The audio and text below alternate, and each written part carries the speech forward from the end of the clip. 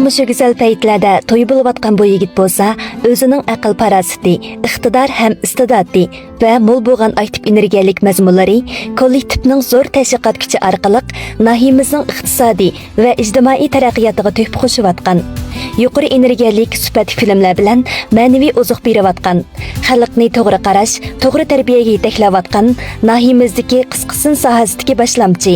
Shundaqla eng ko'p iqimga ega to'rchulpini. Kelgisi uchun alg'a qarab to'xtamay tirishayotgan barliq yoshlarning ulgisi Lazibay bo'ladi.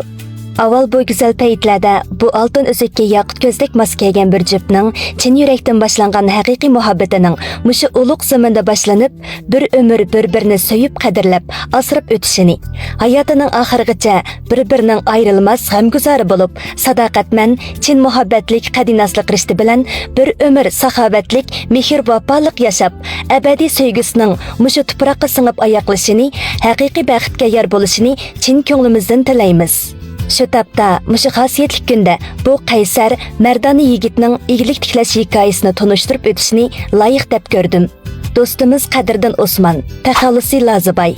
Bu qisqagina necha yil jarayonida quruq qo'l igilik tiklash sohasiga qadam ilib, o'zining izchil tirishchanligi, qat'iy bo'shashmas irodasi bilan olg'a ilgirlab, utuq qozonib, eng oxirida Xinjiang Lazibay madaniyat tarqitish shirkati Shayar nahiyasidagi g'oyib bo'lgan u, Kuchadagi qaytib kelgan u nomliq ko'ngil ichish shaharchisi qatorliq tijorat so'rovlarini barpo qilib, hozirga qadar xalqimizga ma'naviy oziq berib, o'zining do'stlar orasidagi kishilik munosabatdagi samimiyligi, tijoratdagi do'stona muomalasi, astoydilligi, jur'ati ham oilada ota-onasiga bo'lgan vafodorligi, kuyimchanligi, jamiyatdagi minnatsiz saxovatlik illiq ko'ngli bilan to'g'ri ish qilib, izchil xalqning e'tirof qilishiga, qo'llishiga, yaxshi ko'rishiga erishib kelyotdi. Bu yigitning igilik tiklash jarayonida tatgan jafo mushaqqatlari boshqalarning orzusini amalga oshirish jarayonidagi ta'sirli saxovat hikoyalarimi xili bor. Men davrimizdagi izchil tirishayotgan, igilik tiklayotgan yoshlarga to'liq qoyil. Igilik tiklash degan bu so'z anglamoqqa nihoyat oddiydek,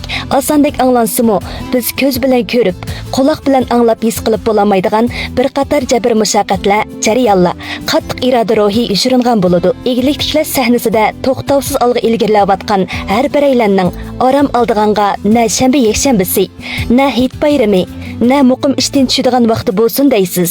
Shirkatdagi shu o'ziga ishinib agashgan, kaynidagi barliq ish xizmatchi xodimlarni yetaklab, tang taraqqiy qildirish, jamiyatga mo'l, aktiv bo'lgan energiyalik filmlarni yetkazish uchun kechalab kirpik qaqmay, boshqa turib, izlanish yo'lida talay qitim uyqusiz qilishlari, xizmat kasb uchun hatto tomoqnimi qaralida vaqtida yemasligi, jismidagi harg'inlik, charchashlar, har xil besimlarga bardoshlik berib, to'xtovsiz olg'a ilgarilishiga talay dastonlar ketadi.